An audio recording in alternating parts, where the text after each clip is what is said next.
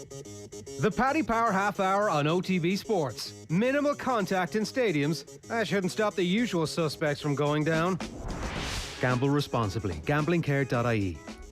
Now you're very welcome along to the Paddy Power Half Hour every Friday here in Off the Ball at around about 1:30, as close as we can get it. We look ahead to all the biggest games of the weekend and tell you what to watch and why, and hopefully we can navigate our way through the betting markets as well. Joining us this week is Statsman and odds competitor from Paddy Power, Emmet O'Keeffe. Emmet, how are you getting on? Not too bad, Enda. Looking forward to a weekend of sun and a football weekend free of any Ireland angst. Sun or snow, depending on what weather you're looking at. And from his YouTube lair is Jared Gilroy. How are you getting on? Very good. I mean, that joke would work if I had a YouTube channel, Enda, but you're on we go. Well, you see, the problem is Jared Gilroy, it's not as catchy as Coll. It doesn't have as much, workarounds with names. So you need to work on that before you get an actual YouTube channel. Just to let you know, this is a Premier League show, but if you haven't heard, Leinster's clash with Toulon in the Heineken Champions Cup has been called off today. So we'll have more on that on the OTB Sports site as we have it.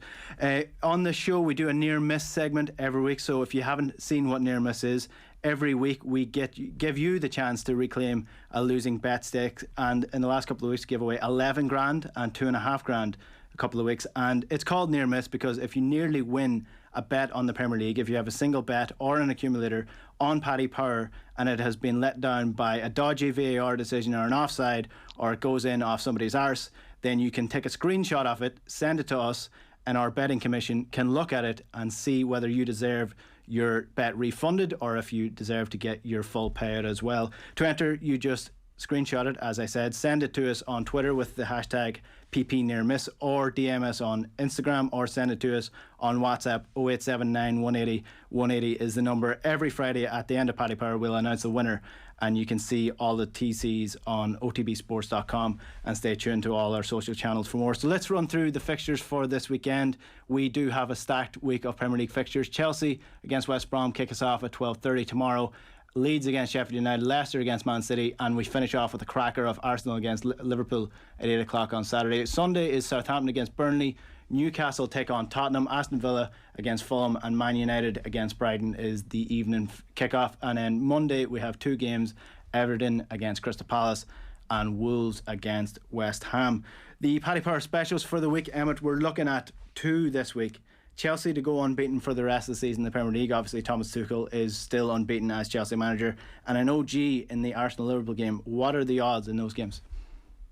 Yeah, so we'll start with the on goal one. The on goal to be scored in Arsenal-Liverpool is 15-2 in what hopefully was traditionally a high scoring fixture, and as you said, Arsenal had to rely on a couple of own goals to get out of jail against West Ham.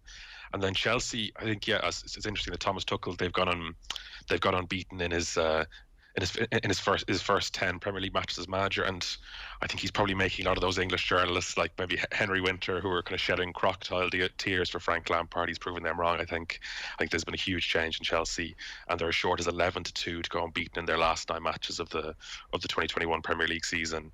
And I think you whispered, but I don't think it's unrealistic that Tuchel could potentially walk away with the FA Cup and Champions League, given Chelsea's Champions League draw. Yeah, well, to do so in the Premier League, he'll have to get past the mighty West Brom this weekend. 12:30 that kicks off tomorrow, and we'll just run through the Instagram fixtures. Who thinks Chelsea is going to win this? A whopping 92% think Chelsea are going to win this, and I would be on their side as well. Jer, what do you think?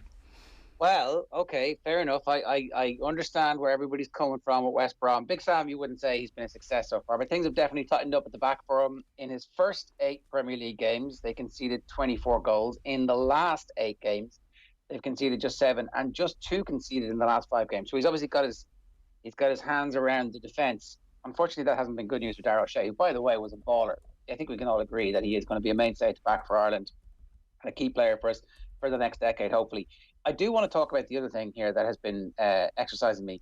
What happens? What do you do with Timo Werner? I was just asking on Twitter today if anybody can remember anybody coming back from a scenario where you are as bad as Timo Werner has been. I looked at the mist during the week. It's like, this is somebody who literally could not kick snow off a rope at the moment.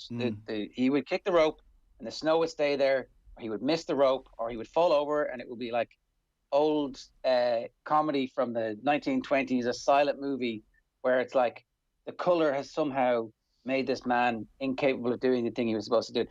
Anybody, nobody's come up with an example that they can show me where somebody has got back to the level that they should have been at.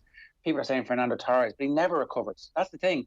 There's something like this can actually be an absolute killer for your career. So that's the most interesting thing about this. I think it's going to be a very low-scoring game. All the odds suggest that Chelsea aren't scoring goals. West Brom aren't conceding them. Back to 1-0, back to 2-0 if you want to. Back to under 2.5 goals.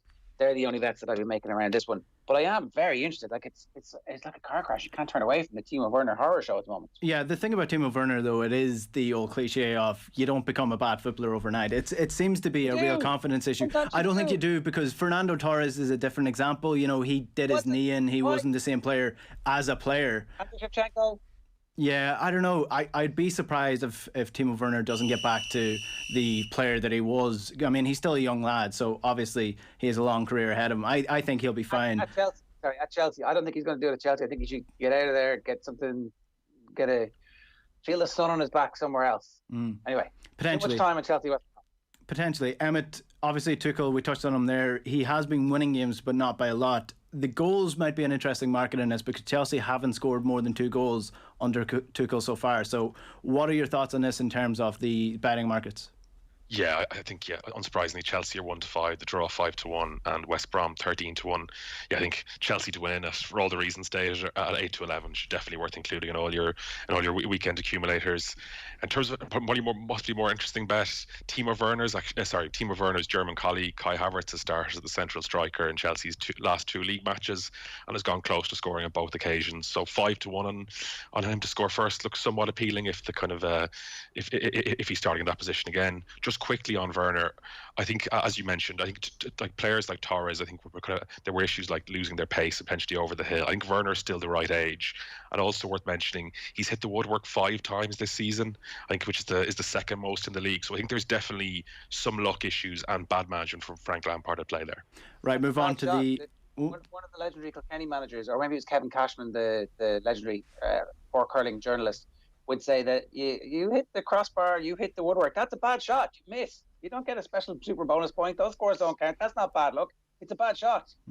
Well, he might give. We'll see. We'll give him the benefit of the doubt for the next couple of weeks anyway, until the end of the season. Let's move on to the 3:00 kickoff, because that is Leeds against Sheffield United. Loads of people backing Leeds on our Instagram poll. Paul Heckingbottom takes on his old club, former Leeds manager, of course, and it is going to be it's going to be a tight enough one for him to pull off anything here. Sheffield United have only won 2 games away from home this year. That is Bristol City and Manchester United, surprisingly enough, and I can't see them getting anything from this game. Leeds are in pretty good form, and they also don't have a lot of injuries. A lot of their players got a bit of a rest over the international period as well, which was probably badly needed for them.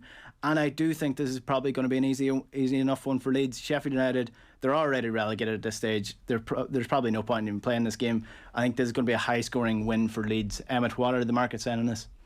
Yeah, echo your sentiments there, Enda. So Leeds are 1-2, the draw 16-5, and Sheffield United are 5-1. It's hard to see past Leeds, even though I think Sheffield United did put up a spirited performance in the cup quarter final against Chelsea before the international break.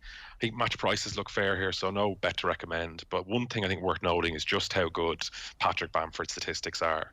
Only Son Heung-min, Harry Kane and Bruno Fernandes have more combined goals and assists than him this season. And when he doesn't have the ball, Bamford's work rate is absolutely superb as the leader of Leeds press. I think Bamford narrowly missed out in the England squad over the international break, but I think he's unfortunate just that England's options at attack are of such a high quality. If you look in the last decade, players like Danny Welbeck, Ricky Lambert and Andy Carroll have gone to major tournaments for England. I think and Bamford is playing at a level that's significantly above what those players could reach. Yeah, but they've got Harry Kane, and Harry Kane's a very clever striker, is how you describe Harry Kane. Let's move on to the half 5, because I don't think there's much point spending too much time on Leeds Sheffield United, because half 5 on Saturday is Leicester taking on Man City. Brendan Rodgers going up against Pep Guardiola. 69% think that Man City will come away with the win here. Jared, this is not an easy one for Man City by any stretch of the imagination. Leicester are on really good form. They've gotten over the hurdle of winning important games like they did against Manchester United in the FA Cup. And even though Man City have been in good form, there is potential to beat them there. And Manchester United, the aforementioned Manchester United, have proven that. So do you reckon that Brendan Rodgers can pull off a big result here and maybe narrow the gap a little bit?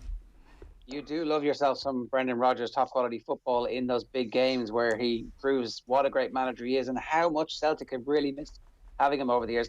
What happened the last time Celtic, Freudian slip. What happened the last time that Leicester and Manchester City played? I mean, I think that they've already done everybody a little bit of a service this season, and there's been an opportunity for us to see just how amazing Leicester can be in these big games. The one thing I would say about this, if you're interested in getting involved financially, wait until the teams are named, because there is strong speculation that Manchester City are going to name a team with Tuesday night game against Dortmund in mind. So it doesn't seem like he is the type of manager who wants to bet in a team and partnerships in advance of that game, which I think is a little bit different from the Liverpool one. I'll talk about that a little bit later. I wouldn't be terribly surprised if he rested some players, for example, or if he played some of the players who weren't away on international duty. So I think that I certainly wouldn't be putting anything down right now. I think you're right, Enda. There is room for Leicester to win this game, but I also would like to see what Manchester City team is named for this Saturday half-five kickoff. Yeah, and Pep hasn't been adverse to making big calls for big games, and sometimes he even sacks himself out for those Champions League games. One player that we might see on the pitch, though, is Sergio Aguero. And it has been announced last week that Sergio Aguero will leave the club at the end of the year. Is I would have him as the best player of the Premier League era in terms of 2010 to 2020. Is he up there? Am I crazy to think that he's the best player that's played in that period? So who else is in that conversation? Well, you're thinking Van Dijk is definitely in there in terms of quality, but he was playing for Southampton for a large chunk of it, and then Kevin De Bruyne as well. Hazard is in there for sure, but I just think consistently over the course of his career for Man City, he's won multiple doubles, he's been top goal scorer multiple times, and I know he hasn't gotten into many team of the year, but he is the best player that has played in the last 10 years in the Premier League. Better than Harry Kane? Yes, definitely. Well, Harry Kane hasn't won anything. You said Virgil van Dijk's time at Southampton counts for this for some reason. No, I said that's actually a downfall for Virgil van Dijk because he wasn't playing but Van Dijk has won a Champions League and a Premier League for Liverpool. He transformed that team. Kevin De Bruyne obviously a key member of this squad as well. But Sergio Aguero. Tell me what would Harry Kane have done if he'd been playing for Man City? How many goals would he have scored? But he wasn't. No, but that's not the point. You're saying he's the best player on the bench. We'll make an argument for Harry Kane then. Yeah. I think it comes down to kind of what you like, and I think Aguero's got the consistency. He's the best kind of goals to minutes ratio in Premier League history, but I don't think he scaled the peaks that we've seen from Harry Kane this season with the kind of goals and assist numbers, some of the seasons De Bruyne has put up, and I think it's consistency versus peak and kind of what you value in terms of performance there. I think he gets super bonus points for longevity and the fact that he's still. I'm really interested to see what happens next. Rivaldo's speculating today that he could end up at Barcelona and that he will end up playing with Leo Messi, as opposed to actually being shipped out in preparation for the arrival of Leo Messi. So I don't know, and it'll be very interesting to see if he stays in the Premier League.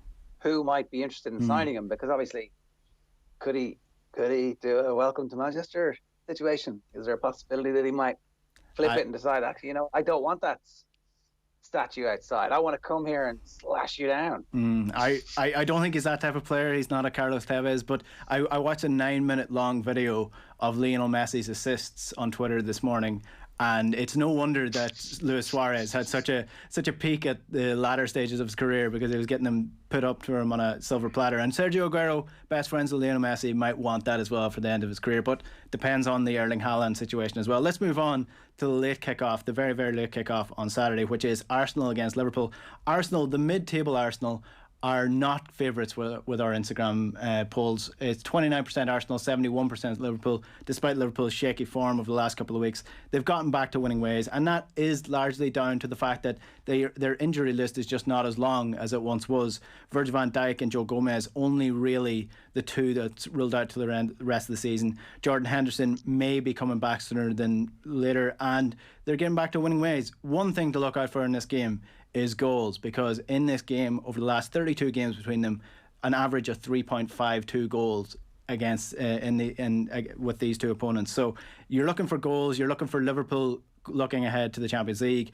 Arsenal, obviously a mid-table side at this point. This should be an easy one for Liverpool. Oh, I don't know about that. What are the odds telling us? Yeah, so Arsenal are 21-10, the draw is 5-2, and Liverpool are 6-5.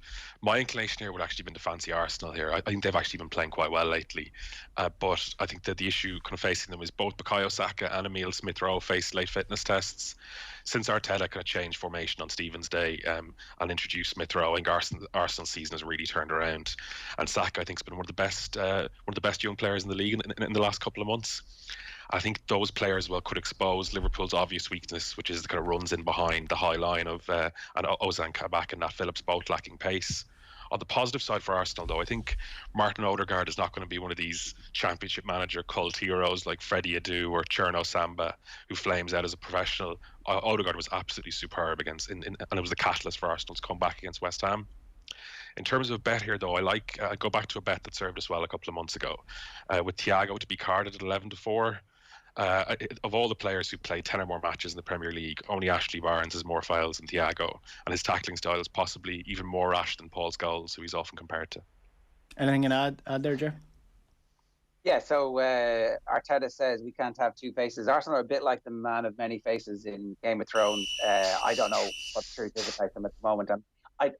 So the 3-3 draw is a perfect example. Absolutely horrific for 40 minutes and then really, really good. But they're only really good after the opposition have already taken their foot off the gas a little bit and decided to ease off, and they're a little bit less physical because they're defensive. I don't know what the truth is with this team, and I couldn't be backing them at this stage. Maybe next season, if they finish this season really well, and that was an actual turning point, and those young players continue to progress, and they do manage to sign Odegaard, he's making all the right noises about that, then I might stop thinking of them as flaky. But for now, flaky as. And I don't think it's easy for Liverpool in this. I'm still a little bit suspicious of everything that's happened at this point. But the mini break is really important. This is a new season. There's just been like a 10-day period where the management team gets to go away and soak up all of the information, look at all the stats and the individual stuff, look at the positioning on the field, the average depth of position that Trent Alexander-Arnold has had versus last season, and kind of work on those things and try and particularly with Trent, who, bear in mind, has had like daily coaching because he wasn't away with England as well. So I think it is an opportunity for Liverpool to kickstart the rest of their season. I think they're still going to be going deep into the year. So there's potentially 8 weeks left of football.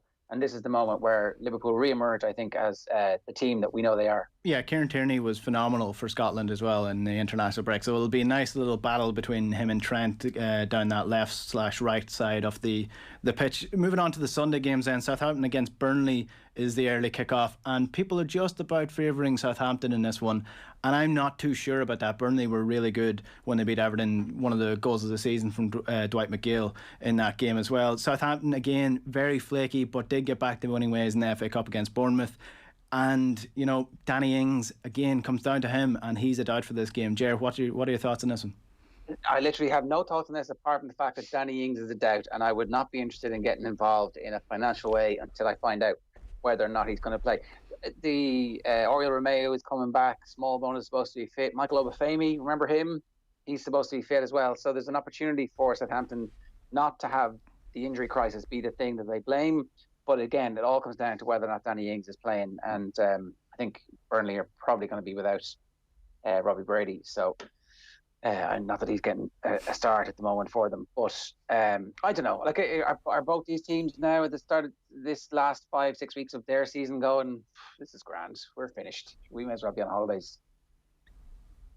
Potentially. Well, what is interesting about Burnley is in that game against Everton, they were extremely expansive and really good. So you know this team has it in it if push comes to shove. So I actually do fancy Burnley. They're very good away from home as well. They have a better record away from home than they do at home this year. And against Southampton, who aren't really that all that unbeatable at St Mary's, I do think that Burnley have a chance to win this. Emmet, what are the markets saying?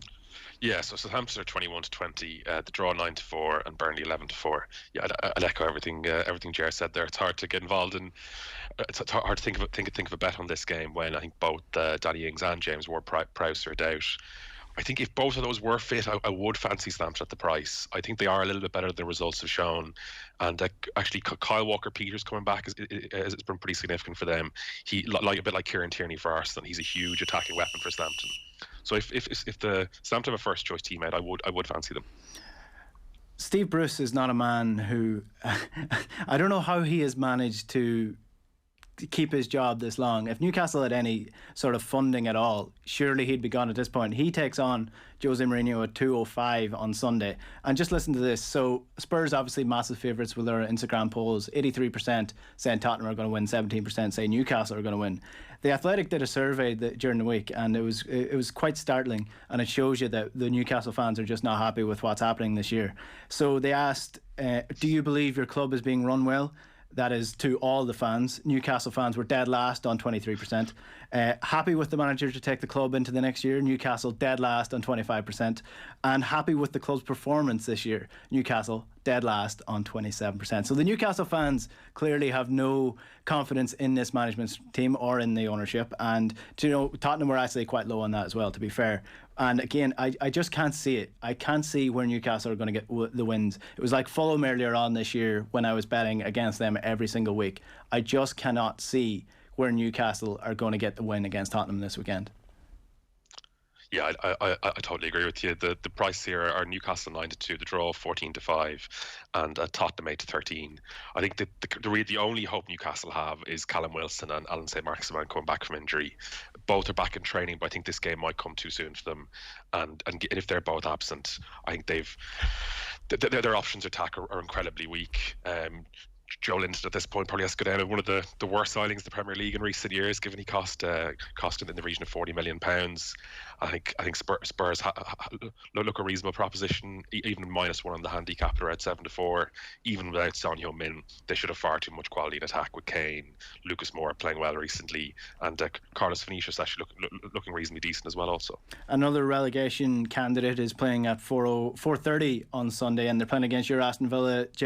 Fulham won 3 games in the last 25 in the Premier League. This surely must be a must-win for Aston Villa at this stage. I'm not sure about must-win. From Fulham must win this game if they're going to... I mean, they're going to catch Newcastle at some point, right? That's the thing. This is like one of the worst slow bicycle races that you've ever seen in terms of who's actually going to go down. If you look at the bottom of the table, Newcastle have 28 points and Fulham have 26. So Fulham could potentially draw their way to safety. I don't know. I mean, this could be one of those games, right? So Jack Grealish back in training. That was the picture that did the rounds on all of the Villa fan sites and on all the Villa accounts. And it was like, oh, wow, finally something to look forward to for the rest of the year, because they've literally been abysmal since he left. I mean, John McGinn's overhead bicycle kick. You're like, well, could do a bit of that for us. Could you just ping one in for us there? Because he was brilliant for the early part of the season when everything about Villa was brilliant. And they've completely gone off the boil. I think this is the bang of a team that has 40 points that were unexpectedly good. They are absolutely now resting on their laurels for a period of time. So Grealish back, that gives me some confidence that Villa might score. I was thinking about this game, and then I was like, oh, Fulham aren't going to score here. So it could be 0-0, or if Jack Grealish is involved, he might create a chance and they score. And then I forgot the world's greatest footballer of the last 10 days, Mitrovic, is playing for Fulham. Everything he touched turned to goals. It was like every time I check live scores, like Mitrovic. What? So I don't know what's going to happen, but if there is a goal for Fulham, it's going to be Mitrovic, and that might be worth a little nibble. Anytime goal scorer, Mitrovic. Best player in world football this week. Yeah, well, he always has this in him, though. When he's playing at a certain standard, Mitrovic is a very good striker. Emmet, in terms of the markets here, does Jack Grealish coming back have that much of an impact on Aston Villa, or how does that affect the pricing? Hugely, I think. So currently the match prices are 6-5, Villa 11-5 the draw, and Fulham 23-10. I think the market's probably assuming. I think Grealish probably a 60% chance of starting. But I think if Grealish is announced to start, we should see Villa go off rent, or even money, maybe even slightly shorter. As I mentioned, I think on a previous podcast, Villa, before Grealish was injured, were averaging 5.5 shots on target per game. Since he's been absent, they're averaging around 3.5 shots on target per game. So that kind of shows you what Villa have been missing. Yeah, and absolutely, like, he's a key player, probably one of the players of the season if he can stay fit. Now, moving on to the 7:30 kickoff, it is my first favourite side, Manchester United, taking on my second favourite side, Brighton Hove Albion, and it's 85% Manchester United. I'm not so sure about that. Manchester United have been in poor enough form. They haven't been playing great, and Brighton, they're straight off a massive win over Newcastle a couple of weeks ago. But One bonus for Manchester United is Rashford did not play for England. He was called into the squad, but he didn't play. And Bruno Fernandes got a much-needed rest against Luxembourg as well during the week. So they finally got a little bit of downtime to themselves to see if they can get their legs back. And I do think that maybe Rashford might be worth a little nibble on this if he is starting, if he's fit, because he has been pretty poor, but I would say down to the fact that he's carrying injuries. He's really tired. He's playing all the minutes, and he just needed a rest. So I'm torn on this. I do think that Brighton will score, but I do think that Manchester United probably have too much firepower. They got lucky against Brighton last time out, but I think they're good enough to get a win at home against Brighton, who are still relegation battlers. Emmet, what are the odds here? Yeah, so Man United 8-13, the draw 14-5, and Brighton 4-1. Yeah, it could be a good opportunity for Brighton if Rashford, Greenwood, and Martial are all absentees. But this reeks of a game, kind of a typical Brighton game, where Brighton dominate possession, have the better chances, win unexpected goals. Be United kind of nick a 2-1 win somehow through a couple of moments of magic from Fernandes or Pogba. In terms of bet here, I think worth waiting for teams here. But Daniel James, I'd say worth a look at the goal score markets around 16-5 score anytime. He's actually been. I thought he was a player who was destined for the lower reaches of the Premier League, but he's making a believer out of me, and he was superb for Wales over the international break also. So that might be worth a look. Let's move on to the Monday games then. And Everton against Crystal Palace. You don't like Roy Hodgson. You don't think Roy Hodgson is going to be the Crystal Palace manager next year? No, I don't think so. I think the quality of football that Crystal Palace, the owner and the fans have been forced to watch over the last, really since Christmas, has been fairly abysmal. The record is terrible. Now you've been blaming injuries and stuff, and there's been some signs of form coming back to the team in patches over the last few weeks. But I just, really, why would you persist? The Premier League is this unbelievably exciting league where you have the opportunity to sign players from all around the world, and you can play progressive football. You could get one of that new wave of young German managers to come in to play heavy metal football and to be the next best super club manager, but instead you've gone for Roy Hodgson again, trying to draw his way to mid-table mediocrity, and there's no point in that. That Danny Blanchflower quote that John Duggan's so fond of is not about winning or losing. The game is about glory first and only. And it's come on, and I really hope Everton just trash them in this game, but I have no confidence in Everton's form. There's been so many times where foolishly I'm like, I can see exactly that Ancelotti has kind of built this spine of the team. It's going to be consistent. They'll get chances and they'll score those chances, and they'll kick on to that level where you can trust them, and it hasn't happened. So I don't trust Everton, and really the fact that this game is on Monday evening early, that tells you a lot. Funny enough, on that Athletic survey they did, Everton fans were the most happy with the manager, and I do think they're lucky to have Carlo Ancelotti as their manager, because he's clearly building something there that may not be in its fully form this year, but they do look dangerous. Crystal Palace are interesting. I think they'll go down next year if they sack Roy Hodgson, even though they've got really good players, but I do think they've been hanging on just because of how hard they are to beat, and I reckon that once Roy Hodgson leaves that club, they will go down immediately. Emmet, what are the odds saying for this? Crystal Palace, obviously hard to score against, so does that affect it? Yeah, so we're expecting a low scoring game here. Everton 4-5, the draw 12-5, and Palace just under 4-1. As has been previously mentioned, Everton are hard to fancy, and look like they're going to be missing Abdoulaye Doucouré and Ben Godfrey here. I think Ben Godfrey being absent would be pretty significant. Godfrey is very quick at athletic centre half, and that's pretty important if you're facing a team with Wilfried Zaha in attack. So if Godfrey is absent, I think Zaha worth a look in the goal score markets around 11-4. Quietly, Zaha's having the best goals per game ratio of his career, and he was playing superb football until his recent injury. Yeah, Zaha is definitely a player that's far too good for Crystal Palace, and he probably will eventually get that move away if he has the discipline to do so. Let's finish off then with the 8:15 kickoff on Monday night, which is Wolves against West Ham. Some people favouring West Ham, and 61% saying West Ham, 39% saying Wolves, and I do think that's fair enough, because West Ham, albeit their 3 draw with Arsenal when they were last out, they were 3-0 up at one point and absolutely flying. They're so dangerous on the counter-attack now with that little trio of Mikel Antonio and Lingard, and then Souček from the corners, and Soufal bombing it up the right wing like a young Zabaleta. West Ham have a really good squad, and they're really good to watch, and it's surprising that David Moyes has managed to evolve his play to have the same characteristics and fundamentals as previous David Moyes sides, but have that exciting and cutting edge as well. West Ham are a really dangerous side, and Wolves, who are not as good defensively as they were last year, are not scoring as many goals as well. So I think Wolves will actually struggle in this game. I think West Ham are Who is your manager of the year, Enda? Manager of the year so far, it's probably, I mean, it's an argument between David Moyes and probably Pep, isn't it? Okay, so David Moyes, his West Ham side have 49 points, and Leicester City are on 56 points. Leicester City came from a position of fifth on the last game of the season. West Ham came from relegation last season, more or less, to this. Oh, look.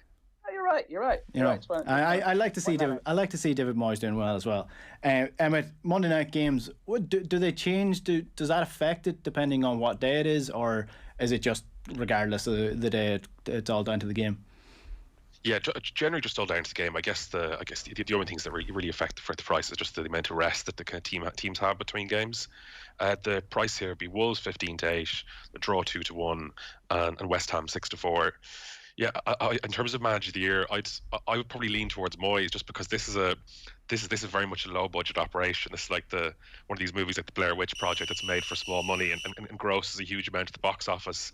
The money they paid for Soufal, Soucek, the play he's getting out of the likes of Jesse Lingard, Michael Antonio. I think Moyes done an absolutely incredible job here. But I just hope he doesn't get too kind of pessimistic and settle for kind of the European places. I think Wolves are there for the taking. Yeah, I heard. Was it Mark Lawrenson was saying, he revealed on a Saturday show that David Moyes said that he doesn't want Europa League football. It's Champions League or bust. If they get Europa League football, it's too much of a slog next year to contain with the squad that he has. So that was quite interesting. Do you know what the Blair Witch Project is, Enda? I haven't seen it, no. Do you know what it is? No. It might actually literally be before your time. At least Emmet has a bit of culture and has seen things from before his time too. I just want to point out that this international break is really, it is one of those, there's almost a mini season coming now. So I would just caution people not to assume that the amount of points that teams have picked up now is going to, that they're going to continue to pick up points at the same rate. I think that if you had a mini table, if everybody went to 0 points right now for the rest of the year, you're going to see teams go on a streak. So if you can catch one of those teams who was on a streak, either a good streak or a bad streak, and do what Enda did at the start of the season when he was betting against Fulham, that's the type of thing that you should be looking for over the next 5-6 weeks, because some teams are in tailspins and some teams have their dander up. And you can't tell which of them is. Like if for example in this game in West Ham, if West Ham come out of the blocks and play as well as they did in this game as they were before the international break, then that's a sign that they've managed this little break in confidence,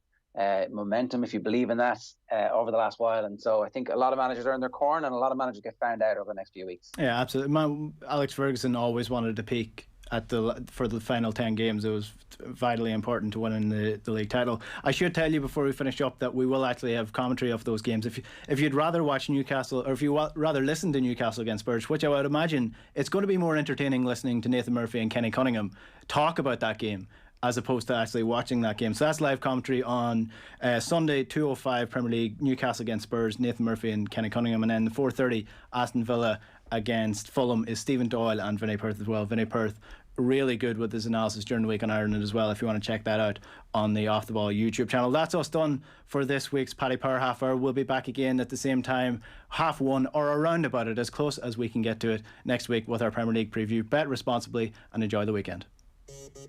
The Paddy Power Half Hour on OTB Sports. Minimal contact in stadiums. That shouldn't stop the usual suspects from going down. Gamble responsibly. Gamblingcare.ie.